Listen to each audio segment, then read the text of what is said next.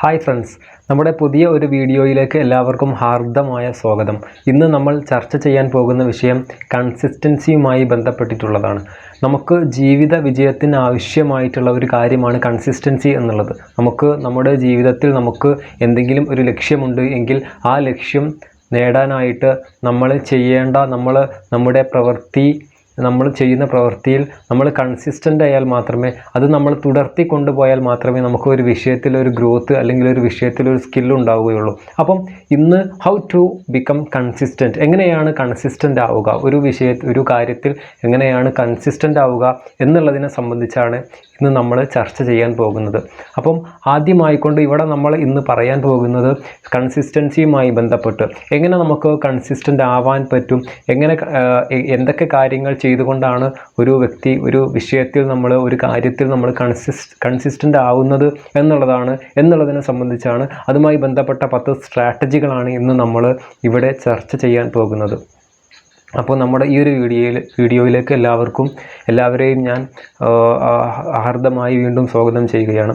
അപ്പോൾ ഇവിടെ ഒന്നാമതായിക്കൊണ്ട് പറയുന്നത്, ഇവിടെ കൺസിസ്റ്റൻസിയുമായി ബന്ധപ്പെട്ട് ഒന്നാമതായിക്കൊണ്ട് പറയുന്ന ഒരു കാര്യമാണ് സെറ്റ് ക്ലിയർ ഗോൾസ് എന്നുള്ളത്. ഒന്നാമതായിക്കൊണ്ട് ഒരു വിഷയത്തിൽ ഒരു വ്യക്തിക്ക് കൺസിസ്റ്റൻ്റ് ആവണമെന്നുണ്ടെങ്കിൽ ആ വ്യക്തി ആദ്യമായിക്കൊണ്ട് ഇവിടെ നമ്മൾ ചെയ്യേണ്ടത് ഒരു ഗോൾ സെറ്റ് ചെയ്യുക എന്നുള്ളതാണ്. ഒരു വിദ്യാർത്ഥിയെ സംബന്ധിച്ചിടത്തോളം ആ വിദ്യാർത്ഥിക്ക് അവൻ്റെ പരീക്ഷയിൽ ഉന്നത മാർക്കാണ് അവൻ ഉദ്ദേശിക്കുന്നത് എങ്കിൽ, ഒരു വിദ്യാർത്ഥിയെ സംബന്ധിച്ചിടത്തോളം ആ വിദ്യാർത്ഥിക്ക് അവൻ്റെ പരീക്ഷയിൽ ഉന്നത വിജയം കരസ്ഥമാക്കുക എന്നുള്ളതാണ് അവൻ്റെ ഗോള് എങ്കിൽ, അല്ലെങ്കിൽ ഒരു ബിസിനസ്സുകാരനെ സംബന്ധിച്ചിടത്തോളം എനിക്ക് ഇത്ര വർഷം കഴിയുമ്പോൾ എൻ്റെ ബിസിനസ്സിൽ ഇത്ര പുരോഗതി ഉണ്ടാവണം, അല്ലെങ്കിൽ എനിക്ക് സാമ്പത്തികമായ ഇത്ര പുരോഗതിയൊക്കെ ഉണ്ടാകണം എന്നുള്ളതാണ് ഒരാളുടെ ലക്ഷ്യമെങ്കിൽ, അപ്പോൾ അതുമായി ബന്ധപ്പെട്ട കാര്യങ്ങൾ ചെയ്യേണ്ടതുണ്ട് എന്നുള്ളതാണ്. അപ്പം നമ്മൾ ഈ രൂപത്തിൽ ആദ്യമായിക്കൊണ്ട് നമ്മൾ ഒരു ലക്ഷ്യത്തെ കണ്ടെത്തുകയും, എന്താണ് എൻ്റെ ലക്ഷ്യം, ഒരു ലക്ഷ്യത്തെ കണ്ടെത്തുകയും ആ ലക്ഷ്യം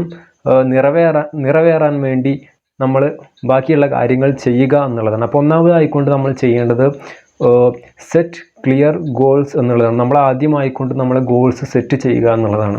രണ്ടാമതായിക്കൊണ്ട് കൺസിസ്റ്റൻസിയുമായി ബന്ധപ്പെട്ട രണ്ടാമത്തെ കാര്യമാണ് ക്രിയേറ്റ് എ റൂട്ടീൻ എന്നുള്ളത്.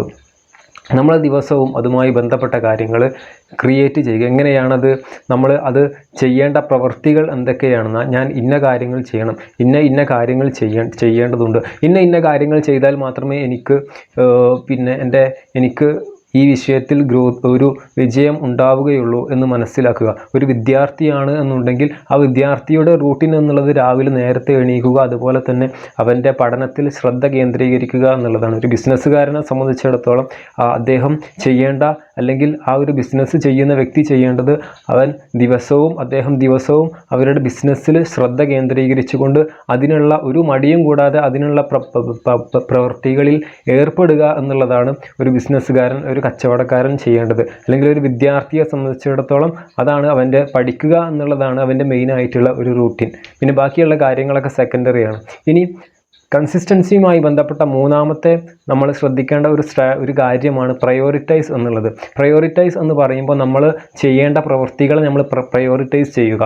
അതായത് ആദ്യമായിക്കൊണ്ട് ഏറ്റവും പ്രധാനമായിക്കൊണ്ട് ചെയ്യേണ്ട കാര്യം, ഒന്നാമതായിക്കൊണ്ട് ഞാൻ ചെയ്യേണ്ട കാര്യം, രണ്ടാമതായിക്കൊണ്ട് ഞാൻ ചെയ്യേണ്ട കാര്യം, പിന്നെ അതുപോലെ തന്നെ മൂന്നാമതായിക്കൊണ്ട് ഞാൻ ചെയ്യേണ്ട കാര്യം. ഈ രൂപത്തിൽ നമ്മുടെ ആരാധനകൾ ഉൾപ്പെടെ നമ്മൾ ചെയ്യേണ്ട കാര്യങ്ങളെ പ്രയോറിറ്റൈസ് ചെയ്തുകൊണ്ട് ചെയ്യുക എന്നുള്ളതാണ് കൺസിസ്റ്റൻസിയുമായി ബന്ധപ്പെട്ട മൂന്നാമത്തെ സ്ട്രാറ്റജി. ഇനി കൺസിസ്റ്റൻസിയുമായി ബന്ധപ്പെട്ട നാലാമത്തെ ഒരു സ്ട്രാറ്റജിയാണ് ട്രാക്ക് പ്രോഗ്രസ് എന്നുള്ളത്. നമ്മൾ ദിവസവും നമ്മൾ ചെയ്യുന്ന കാര്യങ്ങൾ, നമ്മൾ ഒരു 1-ാം തീയതി ചെയ്യാൻ തുടങ്ങുന്നു, ഇപ്പോൾ 20-ാം തീയതിയായി, അല്ലെങ്കിൽ 25-ാം തീയതിയായി. അപ്പോൾ നമ്മൾ ഇത്രയും ദിവസം ചെയ്ത കാര്യങ്ങൾ അതിനെ ഒരു വിശകലനത്തിന് വിധേയമാക്കുക എന്നുള്ളതാണ്. എനിക്ക് എത്രത്തോളം പ്രോഗ്രസ് ഉണ്ടാകുന്നുണ്ട്, എനിക്ക് ഇതിൽ എത്ര പുരോഗതി ഉണ്ടായി, എൻ്റെ 1-ാമത്തെ ദിവസത്തെ പ്രവൃത്തിയും ഇന്നത്തെ ഈ ഒരു ദിവസത്തെ പ്രവൃത്തിയും തമ്മിൽ എത്രത്തോളം വ്യത്യാസമുണ്ട്, എനിക്ക് എത്രത്തോളം ഒരു ഡെവലപ്പ് ഉണ്ടായി, എനിക്ക് എത്രത്തോളം ആ ഒരു വിഷയത്തിൽ ഒരു പുരോഗതി ഉണ്ടായി എന്ന് നമ്മൾ അതിനെ ഒരു വിശകലനത്തിന് വിധേയമാക്കുക എന്നുള്ളതാണ് ഇവിടെ ട്രാക്ക് പ്രോഗ്രസ് എന്നുള്ളത് കൊണ്ട് ഉദ്ദേശിക്കുന്നത്. ഇനി അടുത്ത ഒരു സ്ട്രാറ്റജിയാണ് സ്റ്റേ ഓർഗനൈസ്ഡ് എന്നുള്ളത്. സ്റ്റേ ഓർഗനൈസ്ഡ് എന്ന് നമ്മൾ പറയുന്ന സമയത്ത് നമ്മൾ ചെയ്യേണ്ട ഒരു കാര്യം എന്താണെന്ന് ചോദിച്ചു കഴിയുമ്പോൾ നമ്മളെ കാര്യങ്ങൾ ചെയ്യാനായിട്ട് നമ്മൾ ചെയ്യേണ്ട ഒരു കാര്യം, അതിന് റിമൈൻഡർ, ടു ഡു ലിസ്റ്റ്, അതുപോലെ തന്നെയുള്ള മൊബൈൽ അലാറം ഉപയോഗപ്പെടുത്തുക എന്നുള്ളതാണ്. നമുക്ക് കാര്യങ്ങൾ ഇന്ന സമയത്ത് എനിക്ക് ഇന്ന കാര്യം ചെയ്യേണ്ടതുണ്ട്, അതല്ലെങ്കിൽ എനിക്ക് ഇന്ന സമയത്ത് ഈ ഒരു പ്രവൃത്തി ചെയ്യേണ്ടതുണ്ട്, നാളെ ഈ സമയത്ത് എനിക്ക് ഇന്നൊരു വ്യക്തിയെ കാണേണ്ടതുണ്ട്. അപ്പോൾ ഈ രൂപത്തിൽ ഉള്ള കാര്യങ്ങൾ, നമുക്ക് ചെയ്യേണ്ടതായിട്ടുള്ള കാര്യങ്ങൾ ഓർഗനൈസ്ഡ് ആയിട്ട് ചെയ്യുന്ന സമയത്ത് നമുക്ക് അതിനെ കൃത്യമായിട്ട് ചെയ്യാൻ സാധിക്കുന്നു എന്നുള്ളതാണ് സ്റ്റേ ഓർഗനൈസ്ഡ് എന്ന ഒരു കാര്യവുമായി നമുക്ക് പറയാനുള്ളത്. അപ്പോൾ സ്റ്റേ ഓർഗനൈസ്ഡ് എന്നുള്ളതാണ് കൺസിസ്റ്റൻസിയുമായി ബന്ധപ്പെട്ട സ്ട്രാറ്റജി ആയിക്കൊണ്ട് ഇവിടെ പറയുന്നത്. അടുത്ത കൺസിസ്റ്റൻസിയുമായി ബന്ധപ്പെട്ട അടുത്തൊരു സ്ട്രാറ്റജിയാണ് ഡെവലപ്പ് സെൽഫ് ഡിസിപ്ലിൻ എന്നുള്ളത്. ഡെവലപ്പ് സെൽഫ് ഡിസിപ്ലിൻ എന്ന് നമ്മൾ പറയുന്ന സമയത്ത് നമ്മൾ ഒരു ഡിസിപ്ലിൻ കീപ്പ് ചെയ്യുക എന്നുള്ളതാണ്. നമ്മൾ ചെയ്യുന്ന പ്രവൃത്തിയിൽ നാളെ എനിക്ക് ഇന്ന ഒരു കാര്യം ചെയ്യേണ്ടതുണ്ട്, അപ്പോൾ നമ്മൾ അതിൻ്റെ സമയമാകുമ്പോൾ അത് കൃത്യമായിട്ട് ചെയ്തിരിക്കുക എന്നുള്ളതാണ്. എന്ത് തന്നെ സംഭവിച്ചാലും, നമുക്ക് മടി തോന്നിയാലും ഇല്ലെങ്കിലും ഒക്കെ തന്നെ നമ്മൾ ആ ഒരു പ്രവൃത്തി കൃത്യമായിക്കൊണ്ട് ചെയ്യുക എന്നുള്ളതാണ് ഇവിടെ ഡിസിപ്ലിനെ കൊണ്ട് ഉദ്ദേശിക്കുന്നത്.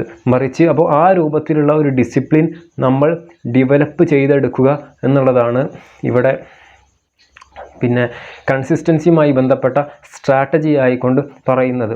അടുത്ത ഒരു സ്ട്രാറ്റജിയാണ് ഫൈൻഡ് അക്കൗണ്ടബിലിറ്റി പാർട്ട്നേഴ്സ് എന്നുള്ളത്. അപ്പോൾ ഫൈൻഡ് അക്കൗണ്ടബിലിറ്റി പാർട്ട്നേഴ്സ് എന്ന് പറയുന്ന സമയത്ത് നമുക്ക് ഒരുപാട് ലക്ഷ്യങ്ങളുണ്ടാകും, നമ്മൾ ചെയ്യേണ്ടതായിട്ടുള്ള കാര്യങ്ങളുണ്ടാകും, നമ്മൾ ഇന്ന കാര്യങ്ങൾ ചെയ്യണം, അതുപോലെ തന്നെ ഇന്ന കാര്യങ്ങളിൽ നമ്മൾ കൂടുതൽ ശ്രദ്ധ കേന്ദ്രീകരിക്കണം, എനിക്ക് ഇന്ന ലക്ഷ്യങ്ങളൊക്കെ നേടേണ്ടതുണ്ട്. അപ്പോൾ ഈ രൂപത്തിലുള്ള കാര്യങ്ങളൊക്കെ നമ്മൾ പറയേണ്ടത് നമുക്ക് ഏറ്റവും സപ്പോർട്ടീവായിട്ടുള്ള, നമ്മെ സഹായിച്ചേക്കാവുന്ന, നമ്മളോട് നല്ല രൂപത്തിലുള്ള സമീപനമുള്ള ആളുകളോടാണ്. അല്ലാത്ത രൂപത്തിലുള്ള ആളുകളോടാണ് നമ്മളെ ലക്ഷ്യങ്ങൾ അതുപോലെ തന്നെ നമ്മളെ കാര്യങ്ങളൊക്കെ പറയുന്നത് എങ്കിൽ അത് ചിലപ്പോൾ നമുക്ക് ഒരു വിപരീത ഫലം അതുകൊണ്ട് നമുക്ക് ഒരു വിപരീത ഫലം ഉണ്ടാകാൻ സാധ്യതയുണ്ട് എന്നുള്ളത് കൊണ്ട് ഇത്തരം അക്കൗണ്ടബിലിറ്റി ആയിട്ടുള്ള ആളുകളോട് നമ്മൾ ഇത്തരം കാര്യങ്ങൾ ചർച്ച ചെയ്യുക എന്നുള്ളതാണ്.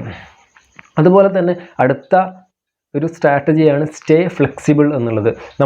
നമ്മളെ കൺസിസ്റ്റൻസിയുമായി ബന്ധപ്പെട്ട് നമ്മൾ ഒരു ഫ്ലെക്സിബിൾ ആവുക എന്നുള്ളതാണ്. നമ്മൾ ഒരു കാര്യങ്ങൾ ചെയ്യാനായിട്ട് അത് പ്രയോറിറ്റൈസ് ചെയ്തുകൊണ്ട് ഓർഗനൈസ്ഡ് ആയിക്കൊണ്ട് നമ്മൾ ചെയ്യുന്ന സമയത്ത് നമുക്ക് എന്ത് രൂപത്തിലുള്ള ഒരു പ്രയാസം വന്നാലും, ഏതൊരു സാഹചര്യം വന്നാലും ആ ഒരു സാഹചര്യത്തിൽ നിന്നുകൊണ്ട് തന്നെ നമുക്ക് ചെയ്യേണ്ടതായിട്ടുള്ള കാര്യങ്ങൾ കൃത്യമായിക്കൊണ്ട് ചെയ്യാൻ ശീലിക്കുക എന്നുള്ളതാണ്. അല്ലെങ്കിൽ ആ ഒരു രൂപത്തിൽ ഫ്ലെക്സിബിൾ ആയിക്കൊണ്ട് നമ്മൾ നിലനിൽക്കുക എന്നുള്ളതാണ് സ്റ്റേ ഫ്ലെക്സിബിൾ എന്നുള്ളത് കൊണ്ട് ഇവിടെ ഉദ്ദേശിക്കുന്നത്. ഇനി കൺസിസ്റ്റൻസിയുമായി ബന്ധപ്പെട്ട അടുത്ത ഒരു സ്ട്രാറ്റജിയാണ് പ്രാക്ടീസ് പേഷ്യൻസ് എന്നുള്ളത്. നമ്മൾ ക്ഷമ ശീലിക്കേണ്ട ഒരു ആവശ്യമുണ്ട്.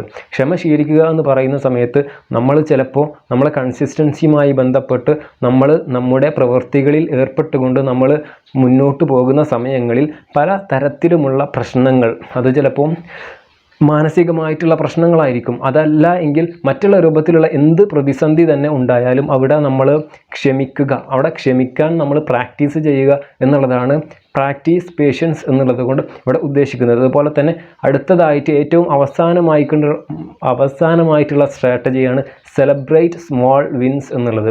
അപ്പോൾ നമ്മൾ കൺസിസ്റ്റൻസിയുമായി ബന്ധപ്പെട്ട് നമ്മളൊരു ഗോൾ സെറ്റ് ചെയ്തുകൊണ്ട് അതിനെ പ്രയോറിറ്റൈസ് ചെയ്തുകൊണ്ട് അതിനെ ഓർഗനൈസ്ഡ് ആയിക്കൊണ്ട് വളരെ കൃത്യമായിക്കൊണ്ട് ഡിസിപ്ലിനോട് കൂടി നമ്മൾ മുന്നോട്ട് പോകുന്ന സമയത്ത് നമുക്ക് ചില വിഷയങ്ങളിൽ ചെറിയ ചെറിയ വിജയങ്ങളൊക്കെ ഉണ്ടാകും. നമുക്ക് ചില വിഷയങ്ങളിലൊക്കെ ചില പ്രോഗ്രസ്സുകളുണ്ടാകും, ചില വിജയങ്ങളുണ്ടാകും. അപ്പോൾ ഇത്തരം വിജയങ്ങളൊക്കെ അതിനെ ഒന്ന് ആഘോഷിക്കുക. അതൊരു ടൂർ പോയിക്കൊണ്ടോ അതല്ല എങ്കിൽ മറ്റുള്ള എൻജോയബിൾ ആയിട്ടുള്ള മറ്റുള്ള കാര്യങ്ങളിൽ ഏർപ്പെട്ടുകൊണ്ട് സുഹൃത്തുക്കളുടെ കൂടെ ഒക്കെ ഇടപെട്ടുകൊണ്ട് നല്ല രൂപത്തിലുള്ള പാർട്ടികളിലൊക്കെ പോയിക്കൊണ്ട് ഈ രൂപത്തിലൊക്കെ അതിനെ നമുക്കുണ്ടാകുന്ന ചെറിയ ചെറിയ വിജയങ്ങളെ ആഘോഷിക്കുക എന്നുള്ളതാണ് ഇവിടെ സെലിബ്രേറ്റ് സ്മോൾ വിൻസ് എന്നുള്ളത് കൊണ്ട് ഉദ്ദേശിക്കുന്നത്. അപ്പോൾ ഞാൻ പറഞ്ഞ ഇത്തരം കാര്യങ്ങളാണ് ഇവിടെ കൺസിസ്റ്റൻസിയുമായി ബന്ധപ്പെട്ട് ഇവിടെ ഉള്ളത്. അപ്പോൾ ഇത്തരം കാര്യങ്ങൾ ശ്രദ്ധിക്കുകയാണെന്നുണ്ടെങ്കിൽ നമുക്ക് ഒരു വിഷയത്തിൽ കൺസിസ്റ്റൻ്റ് ആവുകയും നമ്മൾ ഉദ്ദേശിച്ച ഒരു ഗോളിലേക്ക് നമുക്ക് എത്തിച്ചേരാൻ സാധിക്കുകയും ചെയ്യുകയുള്ളൂ എന്നുള്ളതാണ്. അപ്പോൾ നമ്മുടെ ഇന്നത്തെ ഈ ഒരു വീഡിയോ നിങ്ങൾക്ക് ഉപകാരപ്രദമായി എന്ന് ഞാൻ വിശ്വസിക്കുകയാണ്. അപ്പോൾ നമ്മുടെ ഈ ഒരു വീഡിയോ നിങ്ങൾക്ക് ഇഷ്ടപ്പെട്ടെങ്കിൽ ലൈക്ക് ചെയ്യുകയും നമ്മുടെ ചാനൽ സബ്സ്ക്രൈബ് ചെയ്യുകയും ചെയ്യുക. അപ്പോൾ നമ്മുടെ ഈ ഒരു വീഡിയോ ഇതുവരെ കണ്ടതിന് എല്ലാവർക്കും നന്ദി.